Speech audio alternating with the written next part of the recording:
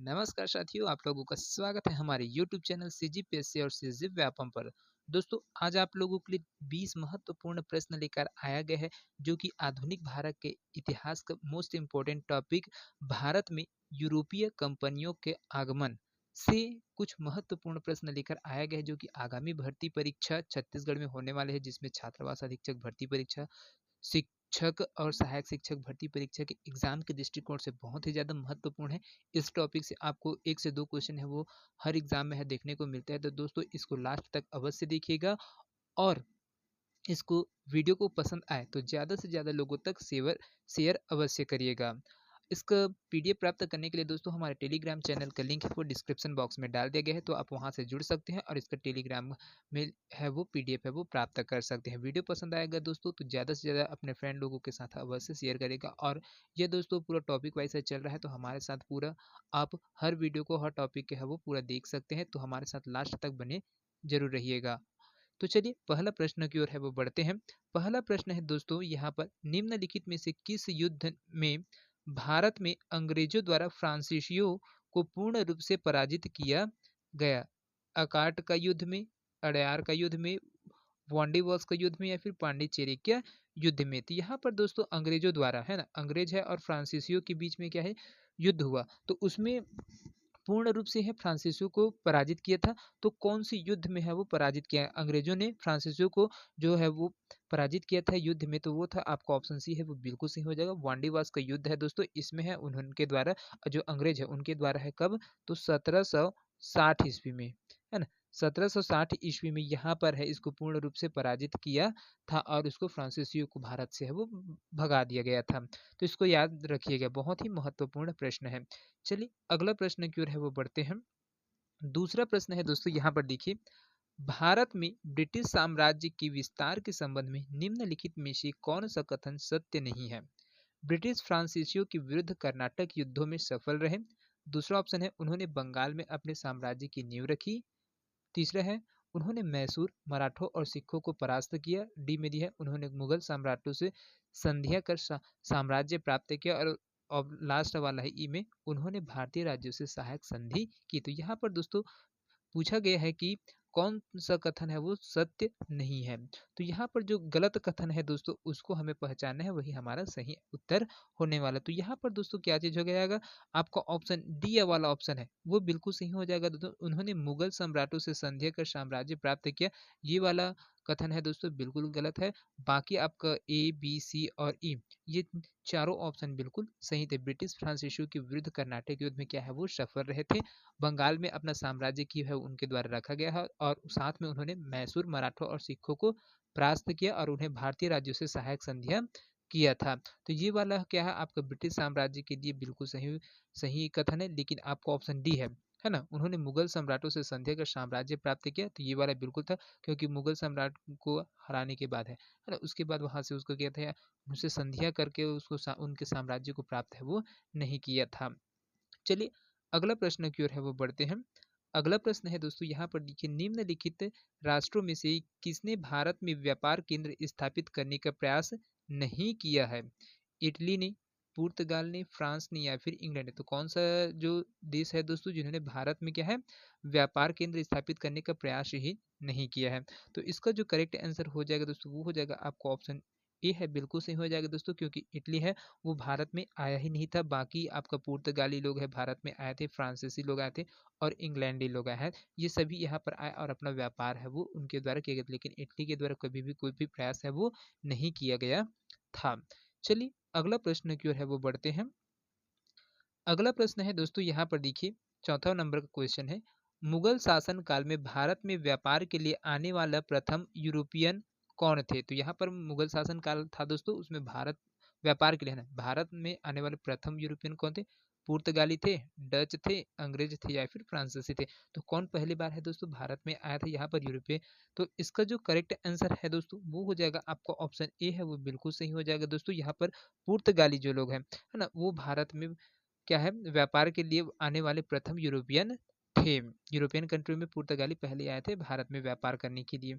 चलिए दोस्तों अगला क्वेश्चन की ओर है वो बढ़ते हैं। अगला प्रश्न है यहाँ पर, फ्रांसीसी दक्कन में अपनी शक्ति स्थापित करने में असफल रहे, क्योंकि डुप्लेस सक्षम सेनापति नहीं था, अंग्रेजों की फौज शक्तिशाली थी, भारतीय लोग फ्रांसीसियों को पसंद नहीं करते थे, या फिर पांडिचेरी सामरिक केंद्र था। तो यहाँ पर दोस्तों इसका कारण क्या था कि जो फ्रांसीसी लोग थे वो दक्कन में अपनी शक्ति स्थापित करने में असफल रहे थे। उसका कारण क्या था? तो इसका कारण था दोस्तों कि अंग्रेजों की जो फौज थी है ना, वो बहुत ही ज्यादा शक्तिशाली थे और उनसे है वो जीत नहीं पाए थे। जो युद्ध हुआ तो वो उनके द्वारा जीत नहीं पाया गया था। जो भारत में है ना, भारत में फ्रांसीसी लोग और अंग्रेजों के मध्य में क्या है युद्ध हुआ, तो उसमें फ्रांसीसियों के क्या हो गए थे, हार हो गए थे।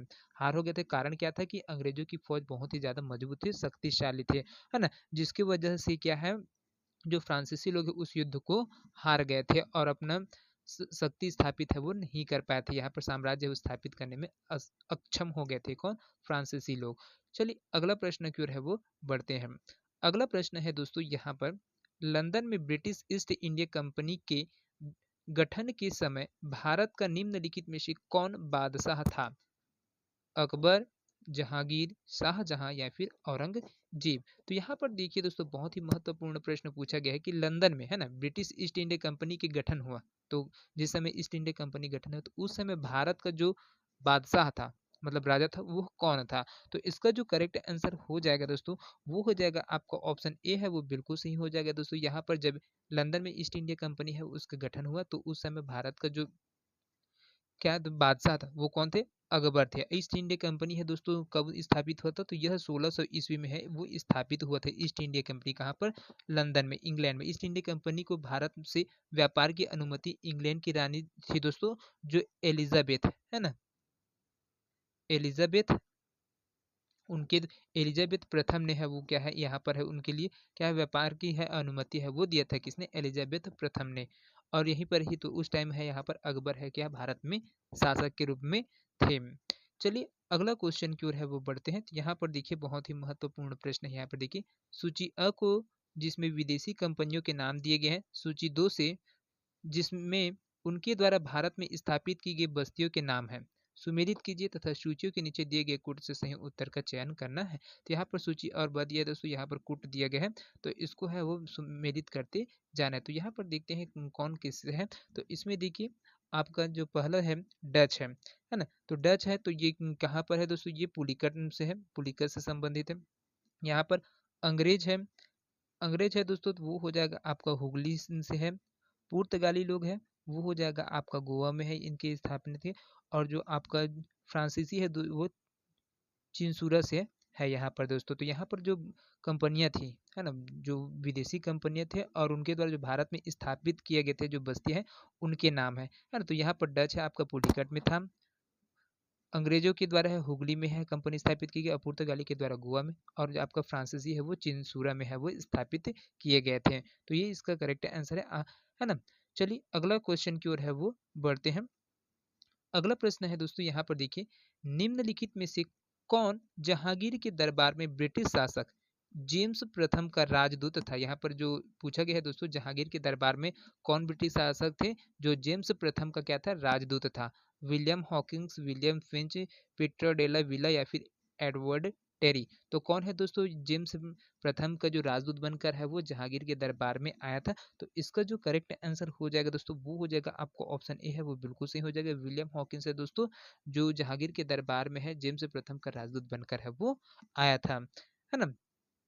कब आया था? तो यहाँ पर है दोस्तों 1609 में, है ना, 1609 में है कहाँ है यह आया था, कहाँ पर? जहांगीर के दरबार में, है ना। और जहांगीर ने उसे एक उपाधि दी थी फिरंगी खां का, है ना।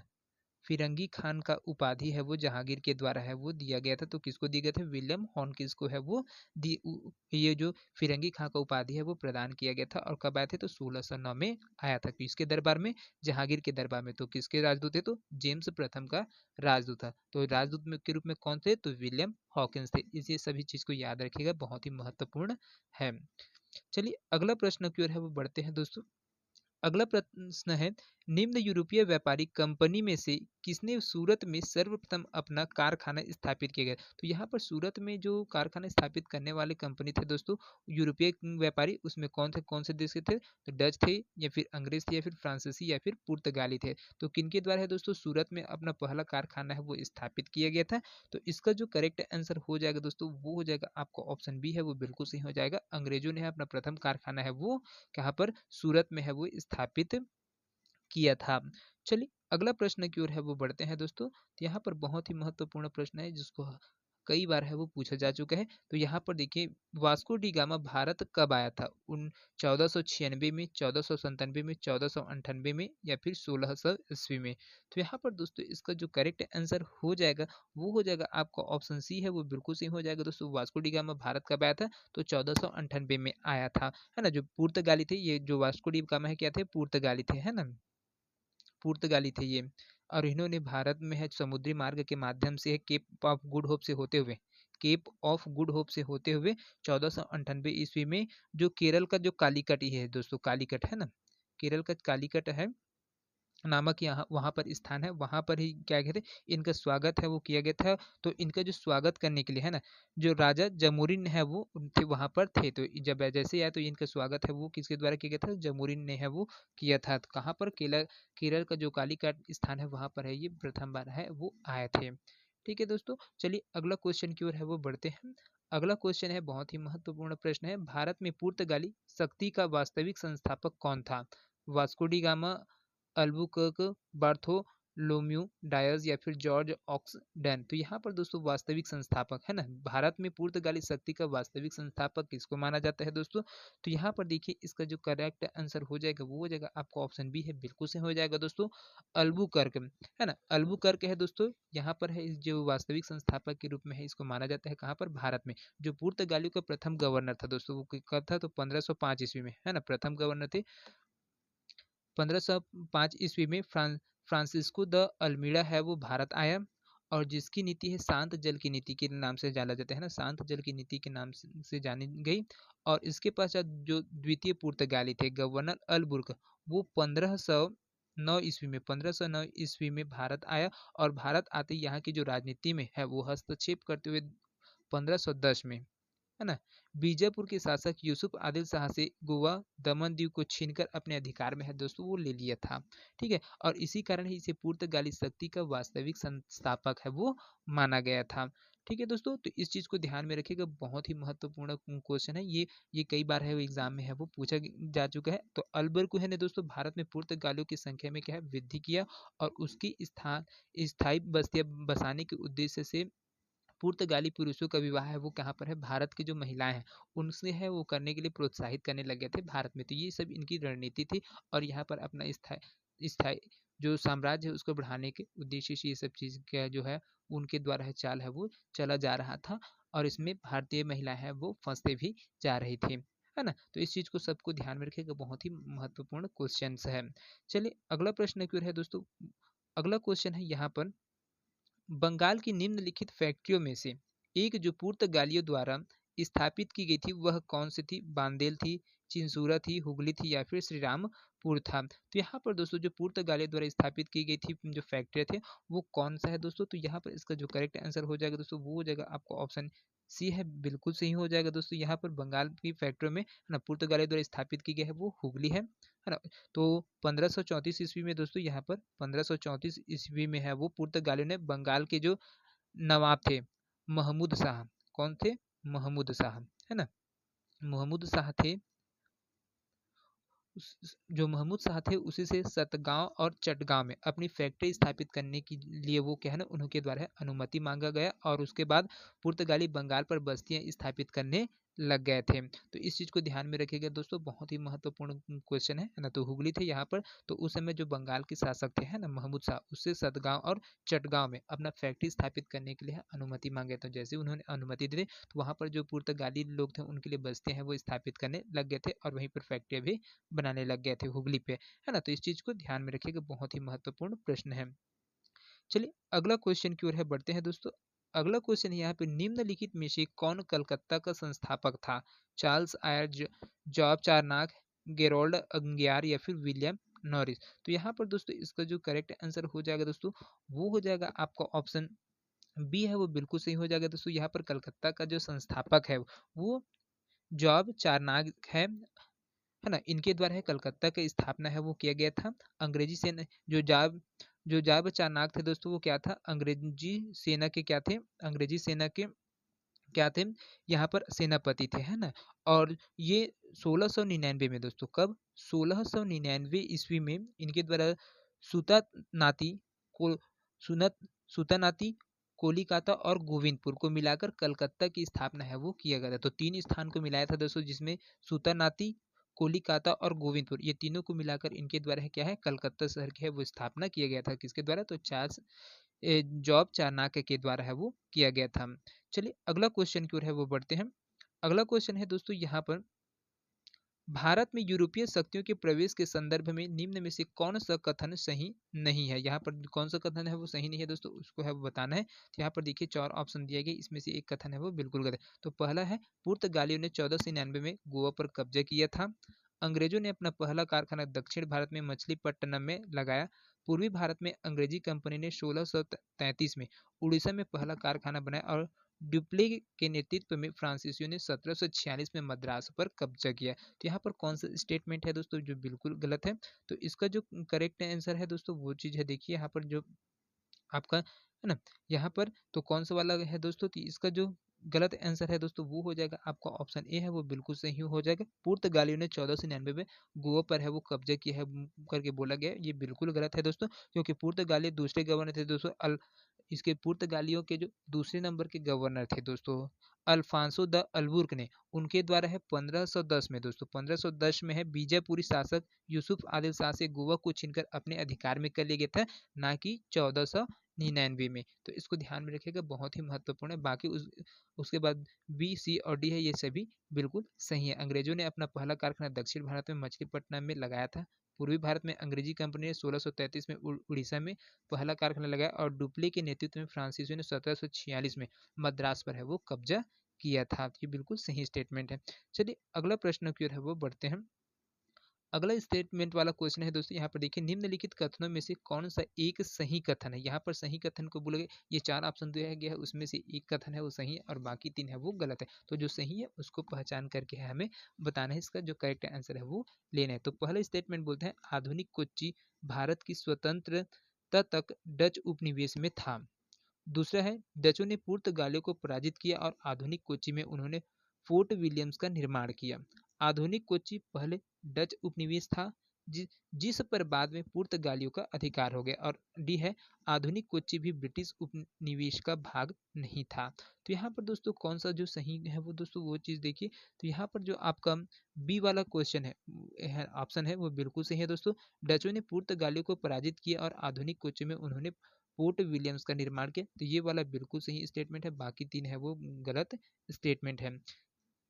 क्योंकि दोस्तों यहाँ पर देखिए, जो डच ने है, जो पुर्तगाली थे, डच और पुर्तगाली, डच के द्वारा क्या है पुर्तगालियों को पराजित किया कर कोच्चि में है दोस्तों 1600 है ना, 1663 ईस्वी में, 1663 ईस्वी में दोस्तों फोर्ट का निर्माण करवाया गया और 1814 में ब्रिटिश उपनिवेशों में कोच्चि है वो शामिल हो गया था। कब शामिल हो गया था, तो 1814 में है वो शामिल हो गया था और 1663 में इनके द्वारा है पराजित किया गया था और जो फोर्ट है उसका निर्माण है वो कराया गया था। तो इसको ध्यान में रखिएगा, बहुत ही महत्वपूर्ण प्रश्न है।